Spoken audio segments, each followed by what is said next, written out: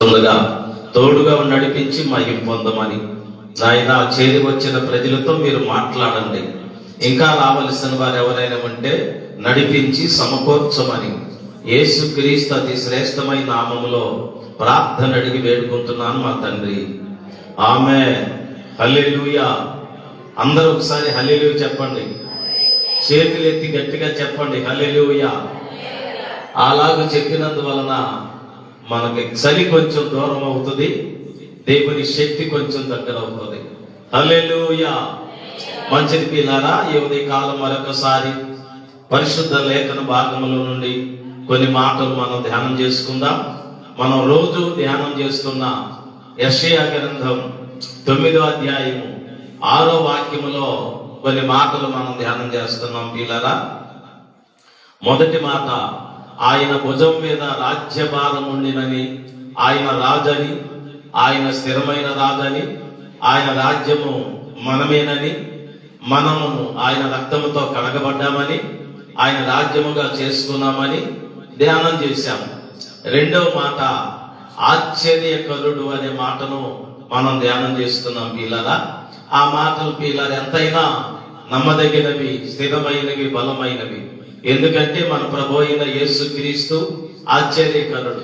ఆయన జన్మములో, పుట్టుకలో ఆశ్చర్యము, జీవితములో ఆశ్చర్యము, బోధనలో ఆశ్చర్యము, మరణములో ఆశ్చర్యము, సమాధిలో కూడా ఆశ్చర్యము, తిరిగి లేవటం, పునరుద్ధానుడు అవ్వటం కూడా ఆశ్చర్యమని మనం ధ్యానం చేశాం పిల్లలా. మూడో మాటగా ఈ దినము చదవండి. ఆశ్చర్యకరుడు, ఆలోచనకర్త. చాలు పిల్లలా. మూడో మాట, 4వ మాట చెప్పబడే సంగతి ఏమిటంటే పిల్లలా, ఆ మాటను మనం జాగ్రత్తగా ఆలోచించాలి. ఎందుకంటే ఆయన ఆలోచనకర్తగా ఈ లోకంలోనికి వచ్చాడు పిల్లలా. ఆయన తండ్రిగా ఉన్న కాలంలో, సింహాసనం మీద ఉన్న కాలంలో, పరిశుద్ధ పట్టణంలో ఉన్న కాలంలో కూడా పిల్లలా ఎప్పుడు ఆయన ఒక ఆలోచన కలిగి ఉంటున్నాడు అనే సంగతిని మనం చూస్తాం పిల్లల. ఆయన ఆలోచనలే దేవుని ప్రజలలో జరిగించాలని, ఆయన ఆలోచనలే దేవుని ప్రజల్లో నెరవేర్చాలని, ఆయన ఆలోచనలే దేవుని ప్రజలు నడిపించబడాలని, దేవుని ప్రగాఢ ఉద్దేశం. మానవుడు ఎంత దూరమైపోయినా, మానవుడు ఎంత పాడైపోయినా, మానవుడు ఎంత వ్యతిరేకి అయినా, మానవుడు ఎంత దోషములో పడి, పాపములో పడి, శాపములోకి వెళుతున్నప్పటికీ ఎప్పటికి కూడా మన ప్రభు అయిన దేవుడు అట్టి వాని గురించి ఆలోచిస్తూనే ఉంటున్నాడు పిల్లలా. ఏం చెయ్యాలి, ఎలాగ చెయ్యాలి, ఎలాగ చేస్తే, ఏం చేస్తే మరలా నా బిడ్డలు నా దగ్గరికి వస్తారు, ఏం చేస్తే ఎలాగో నా సన్నిధి వారికి తోడుగా ఉంటుంది, ఎలాగూ చేస్తే వారు నా సముఖములో, నా రక్షణలో ఉంటారని ఆయన పాత నిబంధన కాలము మొదలుకొని ఇప్పటి వరకు ఆయన ఆలోచనగానే, ఆలోచన కర్తగానే ఉండిపోయాడు పిల్లరా. ఆలోచన కర్త అనే మాట మనం చూసినప్పుడు ఆలోచన అనేది ఆయనలో నుండి పుట్టింది. ఆ పుట్టిన ఆలోచన మానవులోకి పెట్టాడు పిల్లరా. ఇదిగో మీరు ఇలాగ ఉండండి, ఇలాగ చేయండి, ఇలాగ మాట్లాడండి, ఇలాగా అని ఆయనకు ఆలోచన వారి తన ప్రజల్లో పెట్టినప్పుడు ఆ ఆలోచన వారు నెరవేర్చలేక, ఆలోచన తప్పిపోయి, ఆలోచించకుండా పడిపోయి పాడైపోయిన సందర్భాలను మనం చూస్తాం. మొదట ఈ మానవుడు ఆదాం కంటే కూడా పిల్లలా మరి ఒక సృష్టిని మనం చూస్తాం. అదేమిటో ఆది కాండము 1:1 చూడండి పిల్లలా. ఆదియందు దేవుడు భూమి ఆకాశములను సృజించెను, భూమి నిరాకారముగాను శూన్యముగాను ఉండెను. పిల్లరా, ఇది ఒక మహత్తరమైన చరిత్ర. ఆ ఆదియందు అనే మాటకు రెండవది భూమి నిరాకారముగాను శూన్యముగాను ఉండెను అనే మాటకు పిల్లరా మధ్యలో కొన్ని వేల కోట్ల చరిత్ర ఉంచబడి ఉన్నట్లుగా చరిత్ర మనకు తెలియజేస్తుంది. ఆదియందు భూమి ఆకాశములను దేవుడు సృష్టించాడు పిల్లలా. ఆ భూమి ఆకాశములు సృష్టించి ఆ తర్వాత చెప్పబడిన మాట ఏమిటంటే భూమి నిరాకారముగాను శూన్యముగాను ఉండెను అనే మాటను మనం చూస్తాం. పిల్లల నిరాకారంగా అంటే ఏమి ఆకారము లేని దానిగా ఉండటానికి దేవుడు చేయలేదు కదా. శూన్యముగా అంటే ఏమి లేకుండా ఉండటానికి ఆయన చేయలేదు పిల్లల. ఆయనకు ఒక ఆలోచన ఉంది. ఆయన ఆదియందు భూమి ఆకాశములను సృజించాడంటే అదొక ఆలోచన. ఆ తర్వాత భూమి నిరాకారముగా శూన్యముగా ఉన్నది అనే దానికి ఒక ఆలోచన మనకు కనబడుతుంది. ఈ మధ్యలో జరిగిన సంగతి ఏమిటంటే పిల్లలా, దేవుడు దేవుని దూతలు వారితో పరలోక రాజ్యము శోభిల్లుతూ ఆరాధన చేస్తూ ఆనందంగా దేవుడు దేవుని దూతలు సంతోషదాయకంగా సాగిపోతున్న సందర్భాన్ని మనం చూస్తాం. ఆ సంతోషాన్ని, ఆ సహవాసాన్ని, ఆ ఆనందాన్ని, ఆ ఆరాధనను పిల్లరా సాతాను గర్వించిన వాడై దాన్ని పోగొట్టుకున్నాడు. పిల్లరా ఏమంటాడు? ఆ ఆదికాండం యెషయా గ్రంథం 14 అధ్యాయం 14 వచనంలో మనం చూసినప్పుడు అక్కడ ఆయన ఒక మాట మాట్లాడతాడు. చూచారు అక్కడ ఆ పై మాట 13 నుండి చదవండి. తేజో నక్షత్రమా, వేకువ చుక్క, నీవు ఎట్లు ఆకాశము నుండి పడితివి, జనములను పడగొట్టిన నీవు నేల మట్టం వరకు ఎలా పడిపోతివి,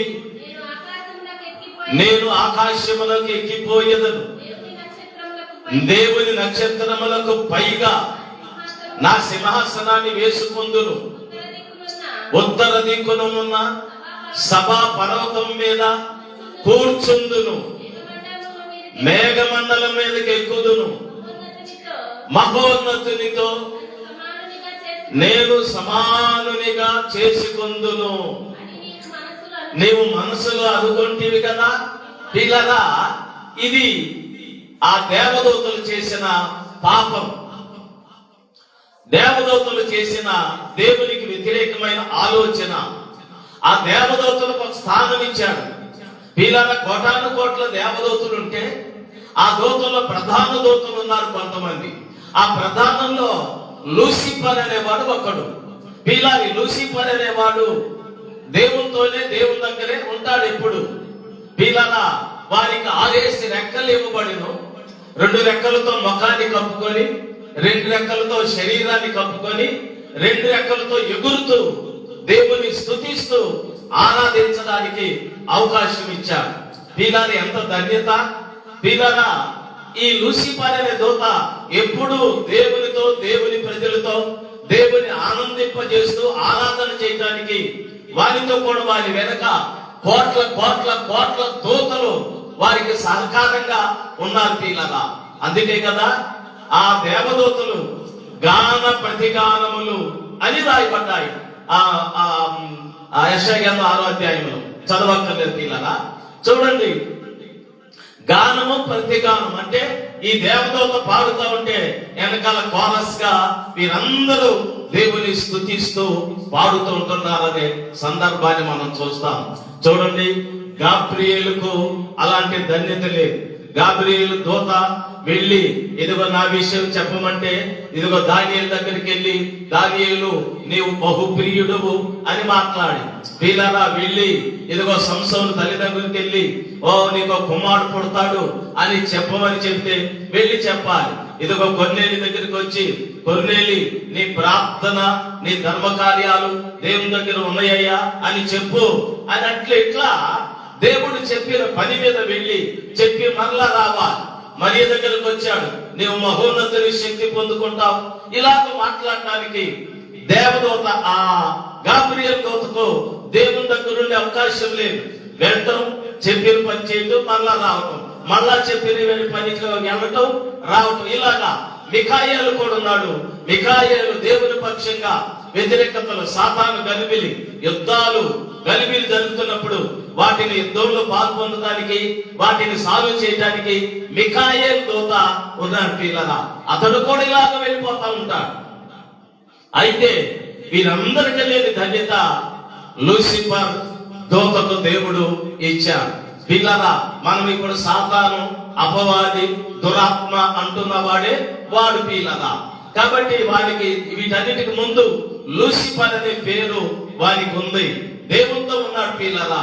వాడు నేను నా సింహాసనాన్ని హెచ్చించుకుంటాను, నా పర్వతాన్ని హెచ్చించుకుంటాను, మేఘమండలంలోకి ఎక్కుతాను, మహోన్నతుడైన దేవునికి నేను ఆ సమానునిగా, అది ఎలా కుదురుతుందండి కదా అని నీ మనసులో అనుకుంటేవు కదా అని మాట్లాడతాను. దీన్ని ఏమంటాడంటే యెహెజ్కేలు, పాపముని యందు కనబడ వరకు నీవు ఆనందంగా స్తోత్రగానాలు పాడుతూ ఉంటేవి కదా అని మాట్లాడతాడు యెహెజ్కేలు ప్రవక్త. అంటే ఎప్పుడైతే ఈ ఆలోచన పుట్టిందో, ఎప్పుడైతే ఈ మాట తన హృదయంలోకి వచ్చిందో, ఎప్పుడైతే తాను హెచ్చించుకున్నాడో, అప్పుడే తన పాపములో పడిపోయినట్లుగా మనం చూస్తాం. వీళ్ళ దేవునికి వ్యతిరేకమైనది ఏదైనా ఆలోచన చేస్తే, దేవుని వాక్యానికి వ్యతిరేకమైన ఏదైనా ఆలోచన చేస్తే అది అవిధేయత, అక్రమము, అన్యాయము, పాపము అని దేవుడు మాట్లాడాడు. ఏమంటాడు? ఇదిగో ఆజ్ఞ అతిక్రమమే పాపం. ఇలాగ మాట్లాడుకొచ్చిన సంగతులు దేవుని దృష్టిలో వీళ్ళని మనం ఏదైనా తప్పు చేస్తేనే, ఏదైనా పొరపాటు చేస్తేనే, ఏదైనా పాపం చేస్తేనే, ఏదైనా చేస్తేనే ఇది నిరూపించబడాలి అని, అది నిరూపించబడిన తర్వాత దానికి శిక్ష, తీర్పులు ఇవన్నీ జరుగుతూ ఉంటాయి. అయితే దేవుడు అలా కాదు. దేవుని మాట వినకపోవటమే, దేవుని దృష్టిలో క్రమముగా ఉండకపోవటమే, దేవునికి తగ్గించుకొని ఉండటమే దేవుని యొక్క ఆలోచన, దేవుని ఉద్దేశం. ఎందుకంటే పిల్లరా, భక్తుడు మాట్లాడతాడు, నీవు ఆకాశమందున్నావు, మేము భూమి మీద ఉన్నాము, మేము ఎంత తగ్గించుకోవాలి? దేవునికి స్తోత్రం కలుగును గాక. పిల్లరా, అతడు దేవాలయంలోనికి వెళ్ళాడు, భక్తి కలిగి ప్రార్థన చేస్తున్నాడు. నేను ఉపవాసం ఉంటున్నాను, దశంభాగాలు ఇస్తున్నాను, వాడికిలాగా వీడికిలాగా ఉండట్లేదు, దొంగక్కలాగా విచారంలాగా ఉండట్లేదు. ఇదిగో ఈ యొక్క పాపి అయిన ఈ మనుషుడు వీరి వల్ల కూడా నేను ఉండట్లేదని దేవుని దగ్గర ప్రార్థన చేశాడు. చూడండి పిల్లరా, ఆ ప్రార్థనలో పశ్చాత్తాపం గాని, ఆ ప్రార్థనలో విధేయత గాని, ఆ ప్రార్థనలో విశ్వాసం కానీ, ఆ ప్రార్థనలో తగ్గింపు గాని లేదు కనుక దేవునికి అది అయిష్టంగా ఉంది. చూడండి, అందువలన అతని నీతి ఎంతో, అతని భక్తి ఎంతో, అతని ప్రార్థన ఎంతో, అతని విధేయత ఎంతో, అతని విశ్వాసం ఎంతో, అతడు దేవునికి చూపించిన తగ్గింపు జీవితం ఏంటో అర్థమైపోయింది. అందుకొరకు యేసయ్య మాట్లాడతాడు, అతడి కంటే ఇతడు నీతిమంతుడుగా అంటే ఇవి ఎందుకు చెబుతానంటే పిల్లరా, దేవుని ఆలోచన ఎలాగుందో, దేవుని దృష్టిలో వ్యతిరేకత, పాపం అంటే ఏమిటో ఇలాగూ దేవుడు మనమేదో చేస్తేనే ఇది అనుకుంటాం. కానీ దేవుని విషయంలో చాలా క్రమంగా, భయంగా, భక్తుగా మాట్లాడే ముందు, ఎక్కడికైనా వెళ్లే ముందు, లేక ఏదైనా చేసే ముందు దేవుని ఆలోచన తీసుకోవాలి, దేవుని ప్రార్థన చేసుకోవాలి, దేవుని యొక్క దృష్టి మన మీద ఉన్నట్లుగా చేసుకోవాలి. అది దేవుని ఉద్దేశం. ఎప్పుడైతే ఆ లూసిఫర్ దూత పాపముగా ఆలోచించాడో, అక్కడి నుంచి వాడు ఆ భూలోకానికి పడిపోయాడు, త్రోసివేయబడ్డాడు. త్రోసివేయబడిన తర్వాత ఆ యొక్క పడిపోయేవాడు వారితో కూడా ఉన్న దూతలందరినీ వారితో కూడా వచ్చేసారు, పడిపోయారు పిల్లరా. వారు మేఘమండలం మీద చుట్టూ దురాత్మల సమూహము, దురాత్మల ఆ ఒక ప్రత్యేకమైన ప్రోగ్రాం స్థానం ఏర్పరచుకొని అక్కడ ఉంటున్నాడు. పౌలు అంటాడు కదా, మనం పోరాడున్నది మనుషులతో కాదు, దురాత్మల సమూహములతో, మేఘమండలం మీద ఉన్న దురాత్మల సమూహములతో అనే మాటలు మనం చూస్తాం. ఇలాగా ఆయన ఎప్పుడైతే అలాగ చేసాడో వాడిని నెట్టివేయబడ్డాడు. అప్పుడు ఆ దేవదూతల సృష్టి మొదట చీకటైపోయింది, పాడైపోయింది. పిల్లరా, కొంతమంది దురాత్మలుగా మారిపోయి వాడి వెంట వచ్చిన వారందరూ వాడితో ఉండిపోయాడు. అప్పుడు ఆ శూన్యముగాను నిరాకారముగా అయిపోయింది. అది సంగతి. మొదటి సృష్టి బాగానే ఉంది, సృష్టిలో మంచి ఆరాధనలు ఉన్నాయి, ఆ చెట్టులో మంచి పాటలు ఉన్నాయి, ఆ చెట్టులో మంచి ఇన్స్ట్రుమెంట్స్ ఉన్నాయి, అన్ని ఉన్నాయి. కానీ పిల్లలా ఏమీ లేదు.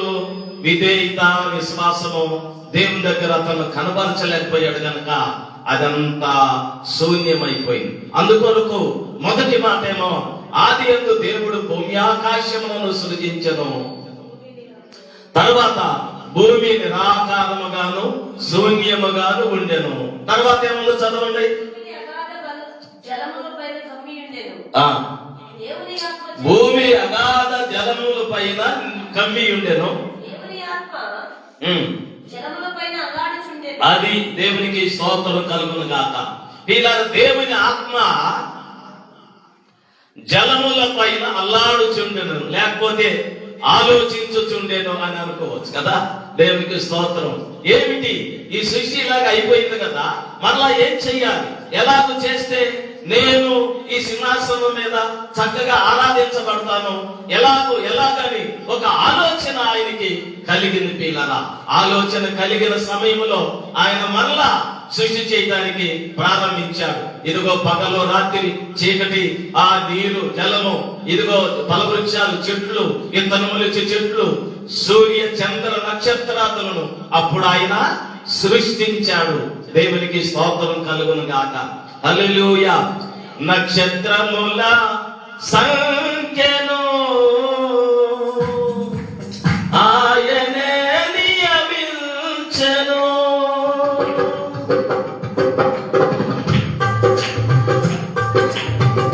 నక్షత్రముల సంఖ్యను ఆయనే నియమించెను. వాటి కన్నునియు పేరులు పెట్టుచున్నవాడని, వాటి కన్నునియు పేరులు పెట్టుచున్నవాడని దేవునికి చేయుటయే మంచిది, గానము చేయుటయే మంచిది.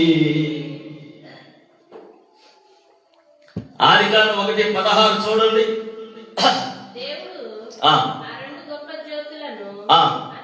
అనగా పగటిని ఏలుటకు పెద్ద జ్యోతిని, రాత్రిని ఏలుటకు చిన్న జ్యోతిని, నక్షత్రములను చేసెను. అది దేవుడు ఆ రెండు జ్యోతులను, పగటి కొరకు సూర్యుడు, రాత్రి కొరకు చంద్రుడు, వాటి మధ్యన నక్షత్రములను చేసెను.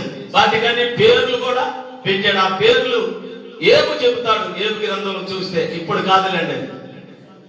అలాగే పిల్లరా, దేవుని ఆలోచన ఎక్కడి నుండి ఎలాగో ప్రబలమైందో ఆ ఆలోచన ప్రకారం దేవుడు సృష్టిని ఎలాగో చేసుకుంటూ వచ్చాడో, ఇవన్నీ చేసిన తర్వాత 6వ దినాన్న మానవుని సిద్ధం చేసి వారికి చెప్పాల్సిన ఆలోచన అంతా చెప్పాడు పిల్లల.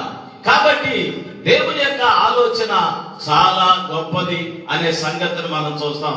అందుకే ఆయన ఆలోచన, ఈ మానవులు పాపం చేసి పాడైపోయాడు కనుక మళ్ళా ఆయన ఆలోచన ఉద్దేశాలని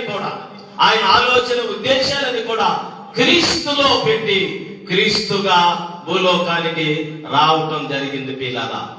క్రీస్తు పుట్టుకంటే దేవుడైన ఆ గొప్పవాడు మానవుడిగా మనుషుడిగా పుట్టడమే క్రిస్మస్, పుట్టుక సంతోషం అనే సంగతిని మనం చూస్తాం.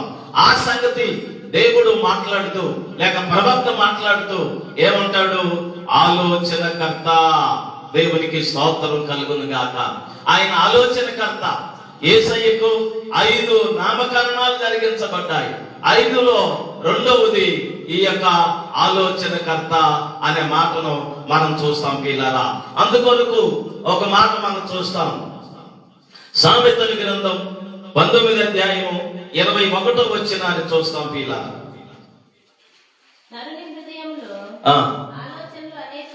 నరుని హృదయములో ఆలోచనలు అనేకములుగా ఉండును. యెహోవా యొక్క తీర్మానమే జరుగును. ఆమేన్, హల్లెలూయా. ఏమంటాడు పిల్లరా?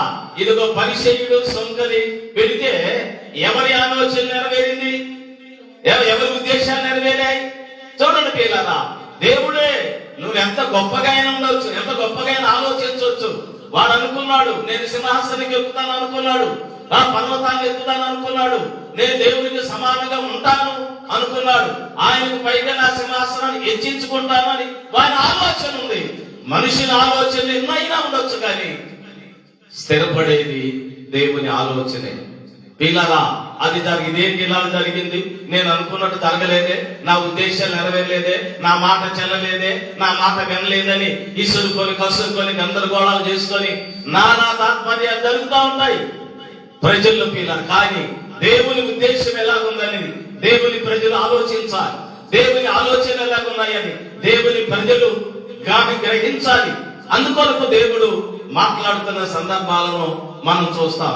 ఏమంటాడు పిల్లరా, ఇదిగో నరుని ఆలోచన ఎంతైనా ఉంటాయి, కానీ ఆ తుదకు యెహోవా ఆలోచనలే నెరవేరుతాయి. దేవునికి స్తోత్రం.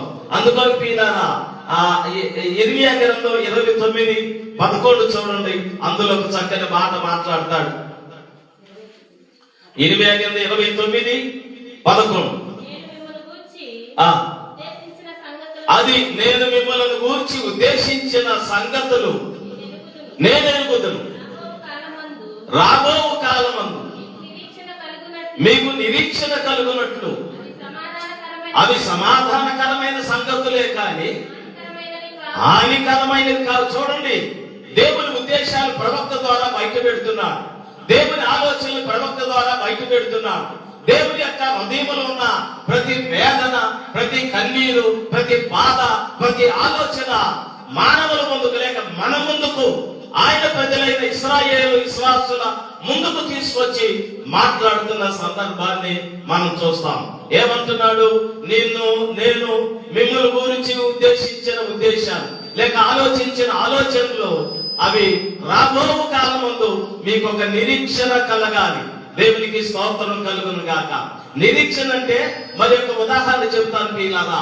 ఇదిగో ప్రవక్తలు కన్యక గర్భవతి కుమారుని కన్నులు అని ప్రవచించారు పిల్లరా. ఆ ప్రవచనాలు అందుకున్న ప్రతి క్రైస్తవులు, ప్రతి విశ్వాసులు, ప్రతి స్త్రీలు పిల్లరా, ఆ కాలంలో యూదులలో ఉన్న వారందరూ కూడా ఎదురు చూచారు. ఇదిగో యేసయ్య ఆ యొక్క కుమారుడు, ఆ దేవుడు కుమారుడుగా నా గర్భాన్ని పుడితే బాగుండు, నా గర్భాన్ని పుడితే బాగుండు, నేను జన్మనిస్తే బాగుండని ఎంతో మంది కన్యలు ఎదురు చూచారు. అదే నిరీక్షణ. రాబో కాలమందు మీ కొరకు సమాధానకర్తను లేక సమాధానంగా ఉండే సంగతులు, లేక ప్రేమతో ఉండే సంగతులు, లేక ఐక్యతతో ఉండే సంగతులు, లేక ఆశీర్వాదకరంగా ఉండే సంగతులు మాట్లాడతాను. అవి మేలుకరమైనవి కానీ కీడుకరమైనవి కావు. దేవుని ఉద్దేశాలు చూడండి పిల్లరా, మీ కొరకు ఉద్దేశించాను లేక ఆలోచించాను నేను అని మాట్లాడుతున్న మాటలు దేవునికి స్తోత్రం.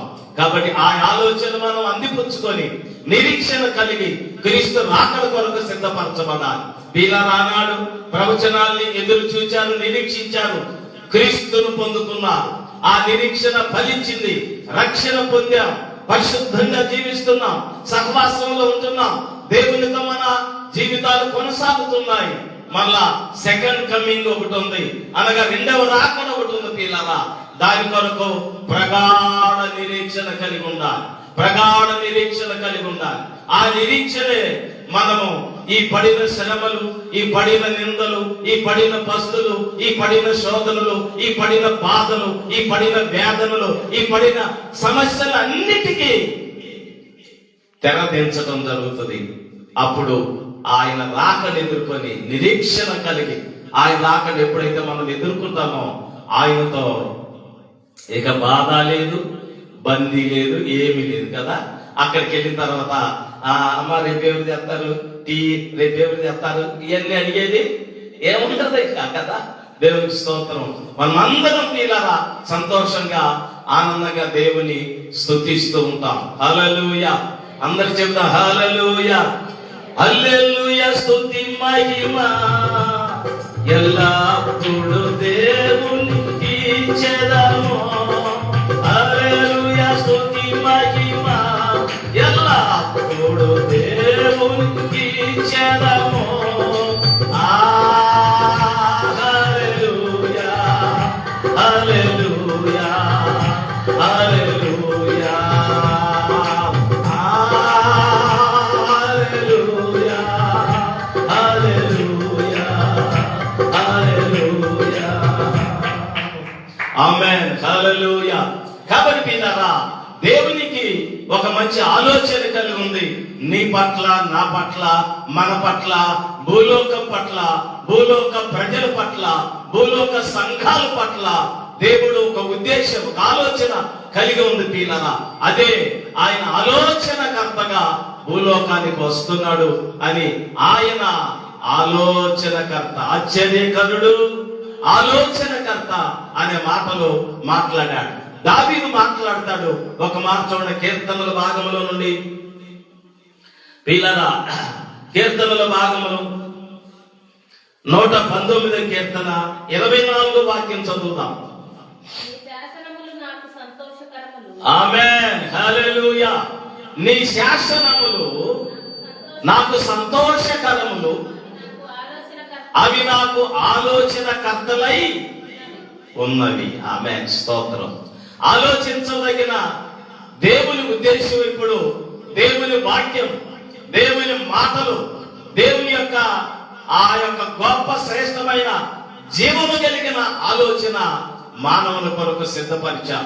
అదే ఏమంటాడు, నీ శాసనములే నాకు దేవునికి స్తోత్రం.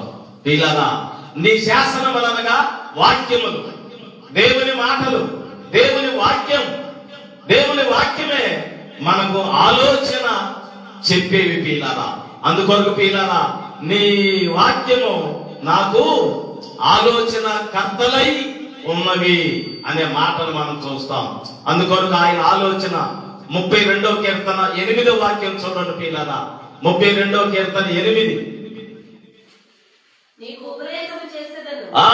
ఉపదేశము చేసేదను, నీవు నడవలసిన మార్గమును నీకు బోధించేదను, నీ మీద దృష్టి ఉంచి నీకు ఆలోచన చెప్పేదను. ఆమేన్, హల్లెలూయా. అందరూ చెప్తారు హల్లెలూయా. పిల్లల దేవుడు తన దృష్టిని, తన ఆలోచనను, తన ఉద్దేశాలను, తన యొక్క ప్రాణమంతా కూడా మానవుల మీద, మన మీద, నీ మీద, నా మీద పెట్టి ఏమంటాడు, నా దృష్టి నీ మీద ఉంచుతాను. నువ్వు నడవలసిన మార్గం ఏమిటో, నువ్వు వెళ్ళవలసిన స్థలం ఏమిటో, నువ్వు చేయవలసిన పని ఏమిటో, నీవు ఆలోచించవలసిన ఆలోచన ఏమిటో నేనే చెబుతాను. ఆమేన్, హల్లెలూయా. పిల్లరా, ఆయన మన ఆలోచన చొప్పున నడిపించడానికి ఇష్టపడతాను.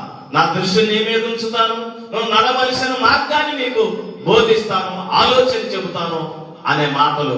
ఎందుకంటే ఆయన ఆలోచన నెరవేరాలి, ఆయన ఉద్దేశాలు నెరవేరాలి, ఆయన మాటలే మన జీవితంలో నెరవేర్చబడాలి. అందుకొరకు ఆయన ఆలోచన కర్తగా భూలోకానికి వచ్చాడు. ఆయన మరణించాడు, తిరిగి వెళ్ళాడు.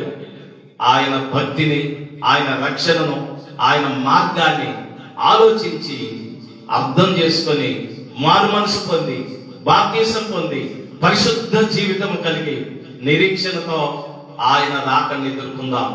దేవుడి మాటలు ఆశీర్వదించునుగా. ప్రార్థన చేసుకుందాం. తలలు వంచండి పిల్లరా. హల్లెలూయా, ప్రైజ్ ది లార్డ్, గ్లోరీ, స్తోత్రం. పరిశుద్ధుడు అయిన మా పరమ తండ్రి, మీ పరిశుద్ధ నామమునకు స్తోత్రములు కలుగును గాక. హల్లెలూయా, హల్లెలూయా. పరిశుద్ధుడా, ఇంతవరకు నీ సన్నిధిని మాకు తోడుగా వచ్చి నడిపించారు, అందుకు మీకు స్తోత్రాలు. చేరి వచ్చిన ప్రజలతో మీరు మాట్లాడారు, అందుకు మీకు స్తోత్రాలు. మీ సన్నిధి కాంతిని ఆశీర్వదించారు, అందుకు మీకు స్తోత్రాలు.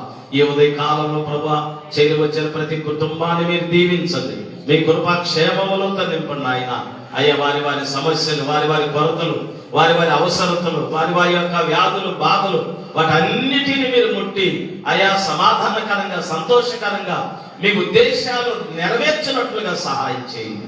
అలాగే ప్రభా, నాకు వెనుకబడిన సంఘ బిడ్డలందరినీ మీరు దర్శించండి అయ్యా. ప్రతి కుటుంబాన్ని దర్శించండి, బలపరచండి, సహాయం చేయండి.